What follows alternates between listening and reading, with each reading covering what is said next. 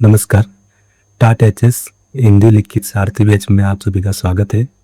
पिछली बार जो टाट एचएस की लिखित परीक्षा थी उसमें सविस्तार सवालों के जो जवाब थे वह 5 पूछे गए थे, उसमें से किन्हीं 3 का जवाब लिखना था। इस बार जो है 35 गुण के सविस्तार जवाब पूछे जाएंगे, सवाल पूछे जाएंगे, उनके हमें जवाब लिखने।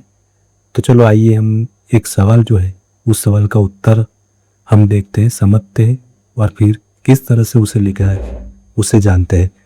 चलो शुरू करते हैं। चलो एक सविस्तार सवाल का जवाब देखते हैं। पाठ नंबर 2 बापू की कुटिया में राम वृक्ष बेनीपुरी का जो पाठ है उसमें से एक सवाल पूछा गया है। बापू के कमरे में लेखक को क्या क्या दिखाई देता है? तो बापू के कमरे में लेखक उन बहुत सी चीजों को देखता है जिनका उपयोग बापू करते थे। लेखक खजूर की चटाई पर एक गद्दा डालकर और उसे खादी से ढककर बनाए गए बापू के बिस्तरे को देखता है। बिस्तरे पर बापू का तकिया और तुलसी की माला है। उनका प्रिय चरखा भी वहीं रखा हुआ है। बापू की घड़ी और खड़ाऊ भी रखे हुए हैं। कमरे की खुली अलमारी पर उनके तीनों बंदर उनकी याद दिला रहे हैं।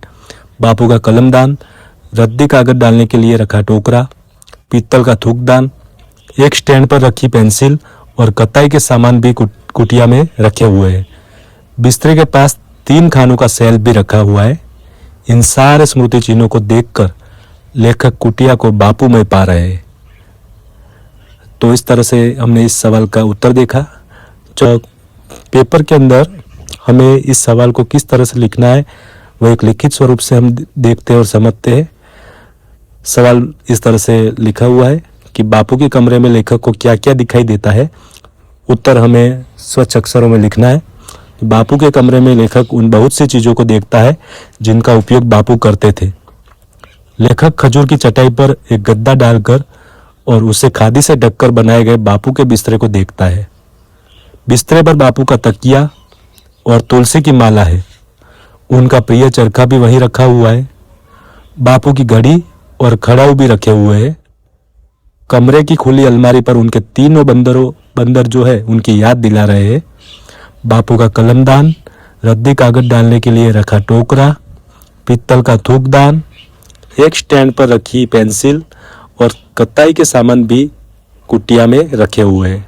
बिस्तरे के पास 3 खानों का सेल्फ भी रखा हुआ है।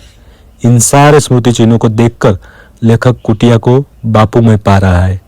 तो इस तरह से हमें सवाल का जवाब लिखना है। जितने शब्दों में सवाल का जवाब लिखने का कहा गया है उतने ही शब्दों में लिखिए। जैसे कि 200 से 250 शब्दों में सवाल का जवाब लिखना होता है, तो हमें 200 और 250 शब्दों की मर्यादा में जवाब लिखना है। मैं उम्मीद रखता हूँ कि आपको इस सवाल का जवाब जो है पसंद आया होगा, ये वीडियो भी पसंद आया होगा। इस तरह के अन्य सवाल भी मैं बनाता रहूँगा ताकि आपकी तैयारियाँ होती रहे। एक नए वीडियो के साथ हम फिर मिलेंगे।